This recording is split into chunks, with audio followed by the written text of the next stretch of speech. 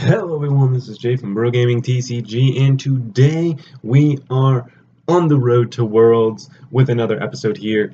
And today I am playing my specially made Golduck from Sun and Moon deck. This is the deck that I love. It's the deck that I still play to this day, even though we are almost 3 sets into the Sun and Moon, and it still freaking dominates. I cannot express enough how much this deck dominates and how much budget decks honestly can dominate the meta and be kind of an anti-meta, even though people kind of look over them. And currently this guy was kind of playing a odd little deck here, as when we get into the video you'll see. He's playing a Tapu Lele, quad, probably most likely a quad Labras, but he was playing quite a few tech cards. He was playing Shaman, he was playing Manaphy, and he was playing Tapu Lele. Now this is something that I don't play in this deck at all. I don't play any Tapu Leles. I don't play any Shaman, even though Shaman is getting rotated out. I don't play any, and I never have in this deck. But this deck is up to the current meta without its Primal Clash through Guardians Rising, but when it does go, I will make this deck again and continue on the legacy of this deck, because this is actually the deck that I currently play in real life at leagues and stuff like that.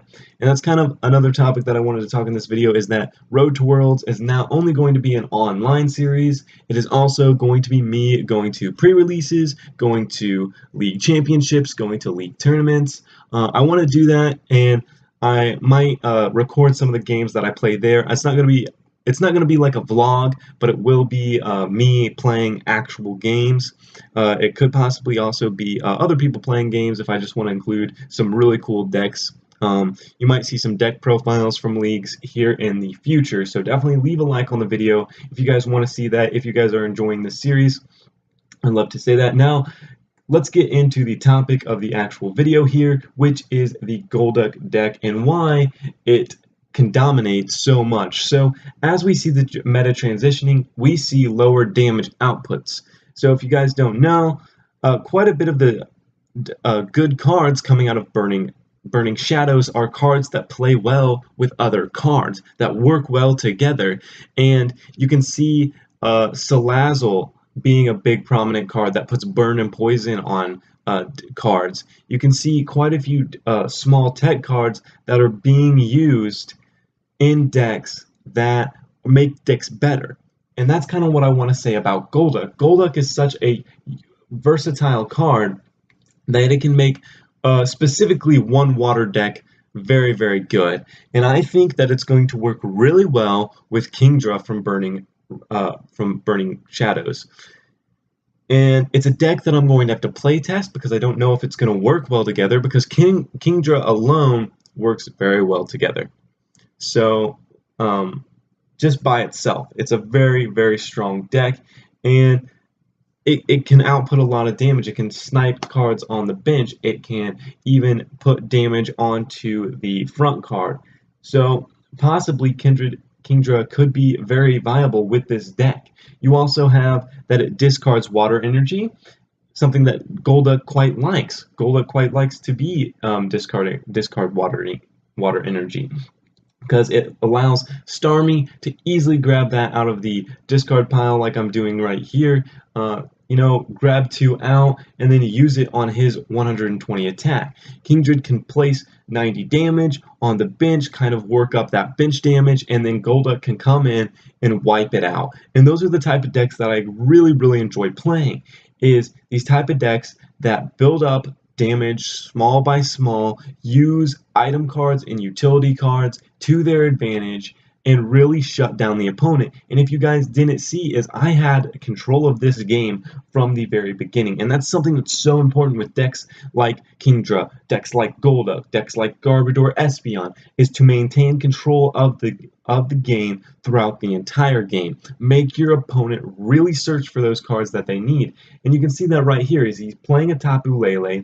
He's searching for Lysander to try to stall. He's at the point in time where he is trying to stall for game.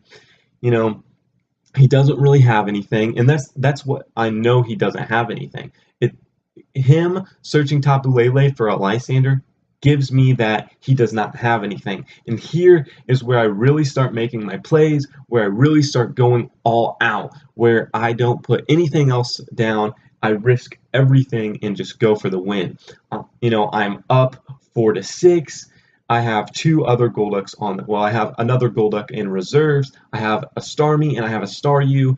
So really, if one Starmie goes down, I'm okay. I still have one more, and I have another Golduck already built up. And this is the point where I'm thinking to myself, should I use Lysander or should I use Sycamore? I choose to use Sycamore actually to put my Lysander in the discard pile, because having Lysander in the discard pile is going to be the best case scenario for me, because I know I still have Burst Seekers, and I actually pick one up right here, and I'll use that later in this video. Go ahead, use Town Map just to see what I need.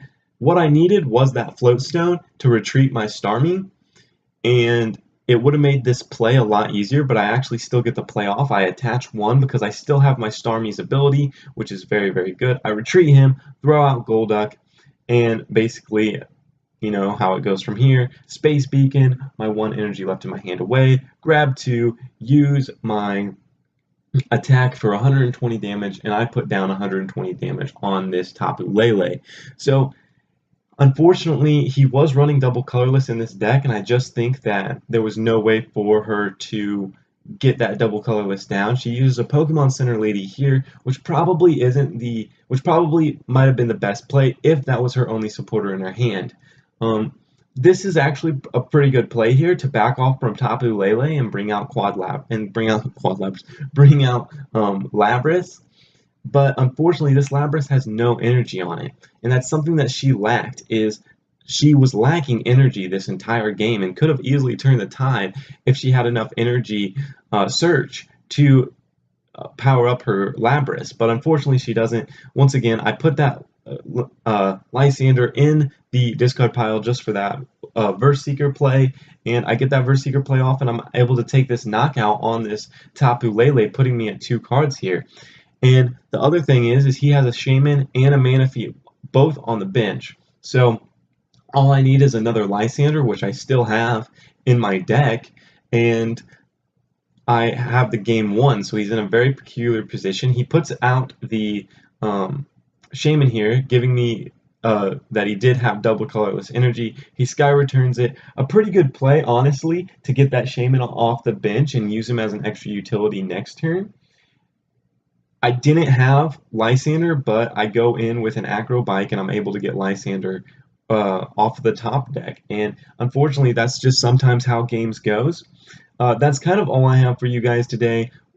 I hope you guys liked this video. I'm enjoying this video. I want you guys to leave in the comment section below what you think Kingdra will be able to do in the when Burning Shadows releases. Is it going to be good? Is it going to be a decent card? Leave that in the comment section below. Also, if you guys want the deck list, please leave that in the comment section below, and I'll put it in the description if you guys want it. Anyways, everyone, thanks for watching this video. My name is Jay from Bro Gaming. I want to remind you all to always keep on battling and pursue your dreams. Thanks for watching.